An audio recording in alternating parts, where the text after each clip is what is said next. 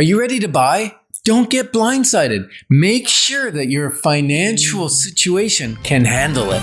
Moving forward with the Dekker Team. Moving forward together with the Dekker Team.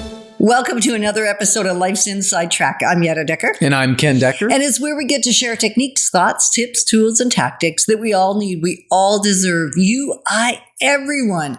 So we can turn our house into home, our families thrive, we live the best life possible, and we build wealth wisely through real estate. Great news is we're going to have another great show today. Absolutely. And we're going to consider beyond qualifying for the mortgage, because there's so much emphasis on qualifying for the mortgage. What other boxes ought you to tick if you're thinking of buying a home? And maybe you're thinking, well, it would be less risky if I didn't buy a home, even though my home doesn't work for me anymore, or I really would like to get into the market, or. And so we're going to consider what boxes do you need to check so that you have confidence and certainty about the decision you're making and that you don't regret it down the road. Right. Count the cost in advance. Mm-hmm. So one of the things people talk about is interest rates, right? It's all the buzz. Interest rates. Are they on their way down? Are they going to level out? Are they going to go up again? And I think what's important is take what they are now, right? Take what they are today and decide whether you lock in or you're a risk taker and you're willing to go variable because you think they're going to continue to go down.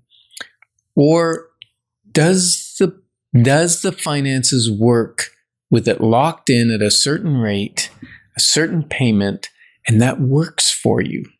Then I say, I'm a lock-in kind of guy typically.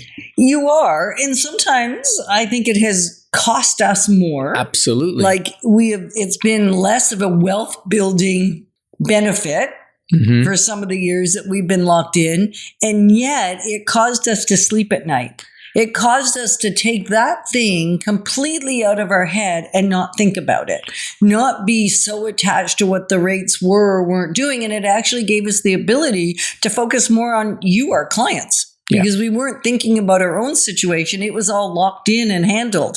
So I think the bottom line here around the interest rates and whether you lock in or you don't is consider who you are, not necessarily popular opinion.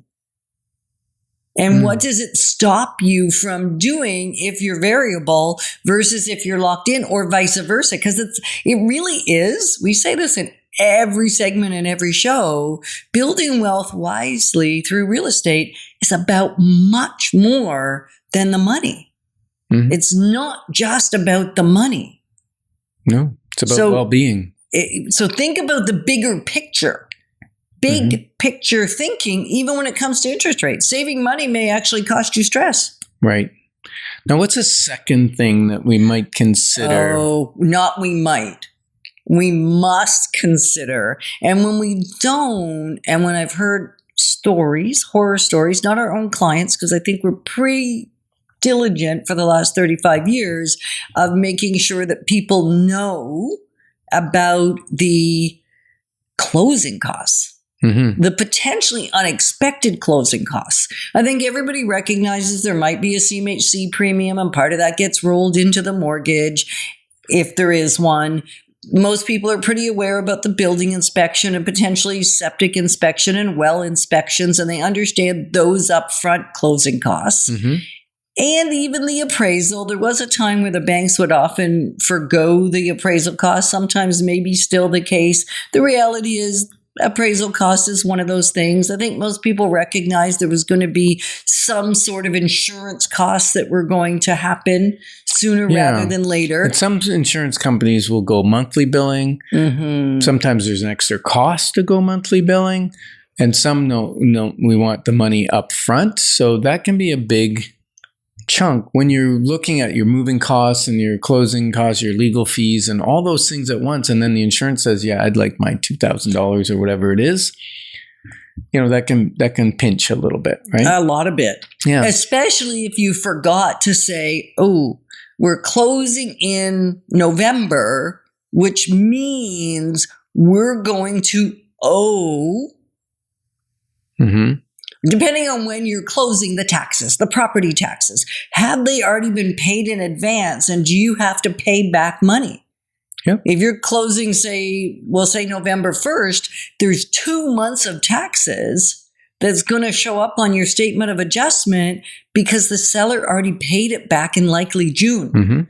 Then there's also the oil tank, the fuel, maybe fuel in a propane tank. Like thinking about everything that you may be owed to someone else that shows up on the statement of adjustment. Yeah. Now back to taxes for a second. Some people love to have their property taxes in their mortgage payment. And sometimes the mortgage company requires it. And so if they do, they're going to want 6 months of the taxes up front so they have the money to pay when the bill is due. So you may have a couple months that the seller's already paid that you have to reimburse in the statement of adjustments. Plus, you may have to come up with another 6 months of taxes to put into the bank account, the tax bank account. The lender's putting that money there. And basically what they do is they just don't give you as much money and they stick it in automatically. So watch out for that. The other financial decision, I think, is, we recently helped a beautiful young couple find a property.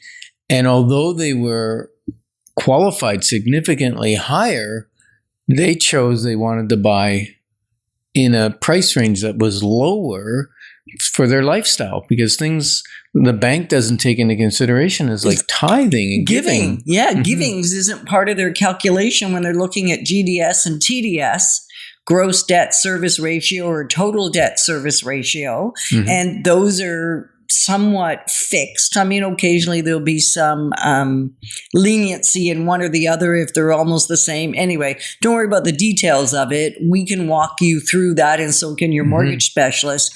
Bottom line is you want to be aware and think about, just because they say yes doesn't mean it's the right yes for you. Right. And if you're considering buying something, whether it's upgrading, downgrading, buying your first home, buying an investment property, you'll want to jump in and connect with us at our Building Wealth Wisely workshop. That's on September 25th. You still got time. Yeah. You still got time to register. Now, there is limited seating, so there's not a lot of time left, but there's time left, but there may not be seats left unless you take action. Yeah. So jump on our website, dekkerteam.com, and there'll be a little pop-up that has the window to register. Click on that. It'll take you through. It'll give you information on it. And it's a wise decision. So what else, Yetta? I think job security is important. Make sure your job's secure. Make sure maybe you've got promotions coming in the future. So maybe you are going to buy tight to your budget because you're going to have more cash flow in the future. Yeah, because there's something you just said around that. It isn't a one-size-fits-all strategy.